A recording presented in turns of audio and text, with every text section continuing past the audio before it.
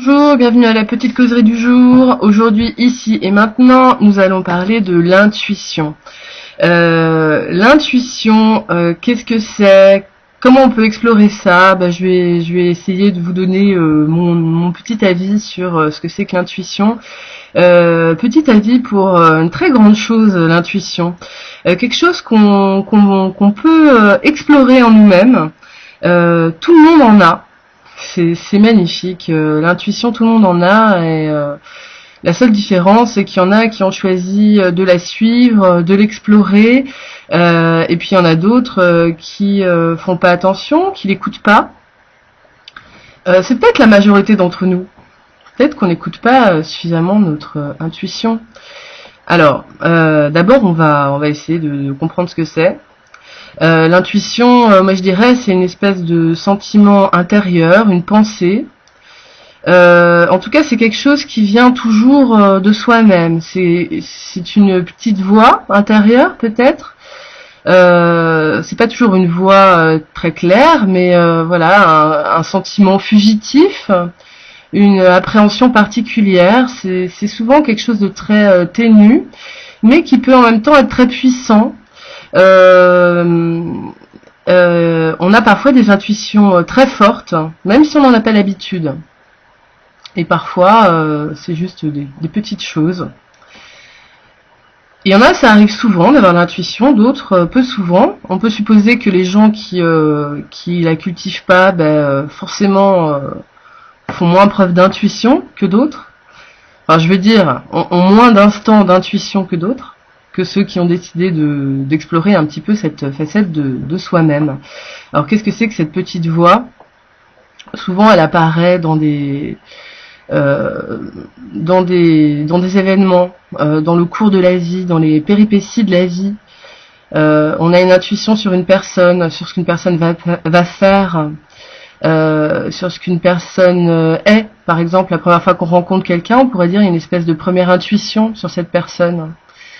Ça peut être sur une chose à faire, ça peut être sur plein de choses, une chose à... Voilà, ça touche tous les niveaux de la vie, l'intuition. On peut en avoir à tous les sujets. Alors, cette intuition, elle est donc présente. Partons de ce postulat, on l'a tous connu. Après, chacun en fait ce qu'il en veut. Alors, comment on peut expliquer ça, qu'on ait tout d'un coup une intuition, c'est-à-dire cette pensée qui peut souvent être forte, qui sur une situation, une espèce de vraiment une pensée intérieure. Là, vraiment, on peut dire, elle vient de nous. Ou en tout cas, on l'écoute. C'est quelque chose pour une fois qu'on écoute l'intuition, peut-être en nous. On peut dire que l'intuition, c'est pas une pensée qui est extérieure à nous. Voilà, c'est quelque chose qui est donc vraiment est intérieur.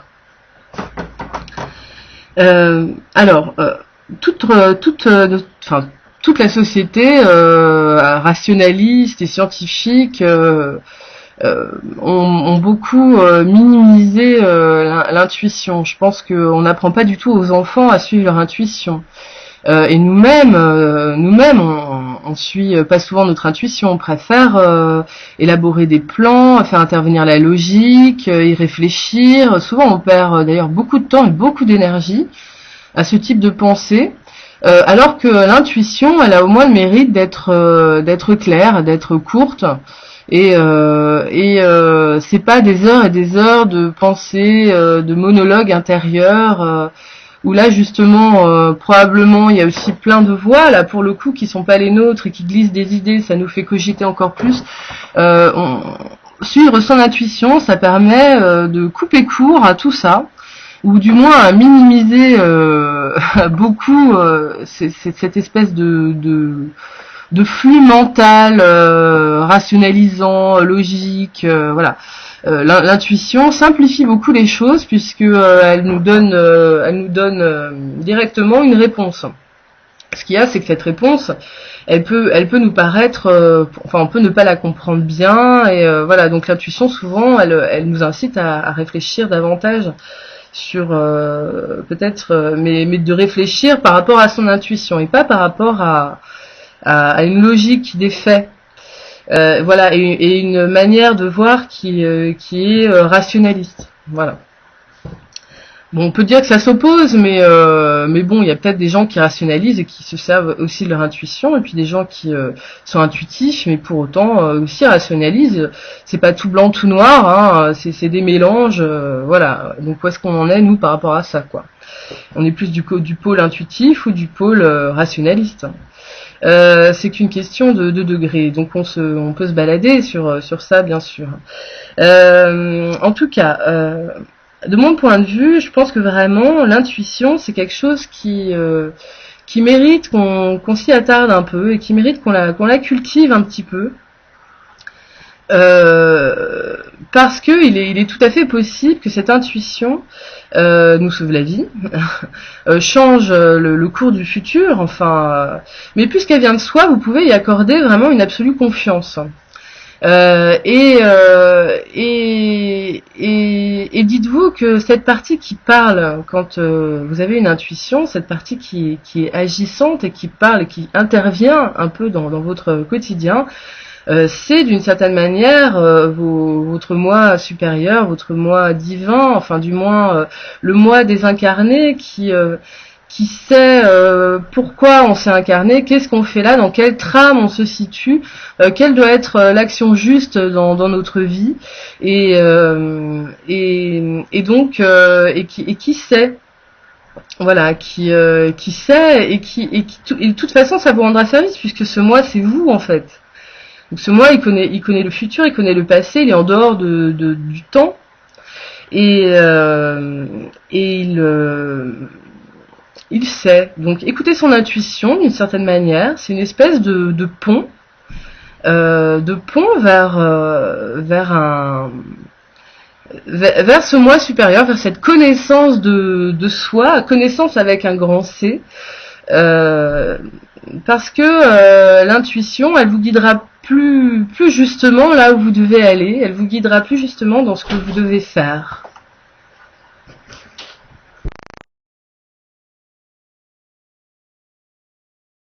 Par exemple, l'intuition, grâce à l'intuition, on peut aborder des événements de la vie d'une toute autre manière, en faisant confiance à sa source propre de connaissances, même si c'est pas très clair pour l'instant.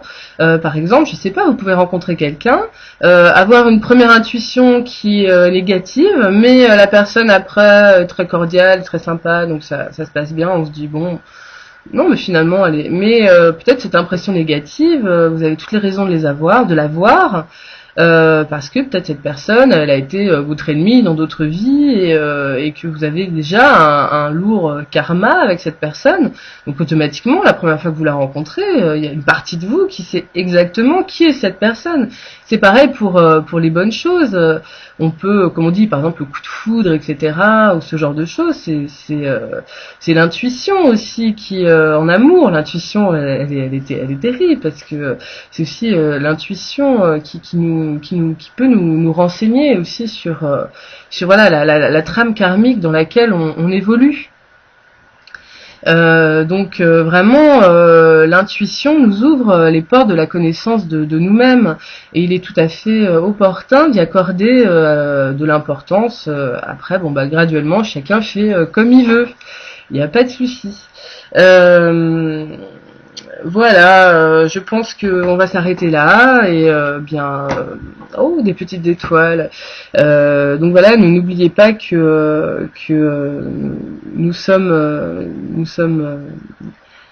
là pour faire vivre notre intuition et parce que vivre dans l'intuition, ça permet de vivre plus dans l'instant et dans le moment présent, dans l'écoute du moment présent. La vie est beaucoup plus sympathique dans l'écoute du moment présent et peut-être aussi grâce à notre intuition. Allez, à bientôt. Bye. Rabka premina, Rabka nemina, Tora taratka nemina.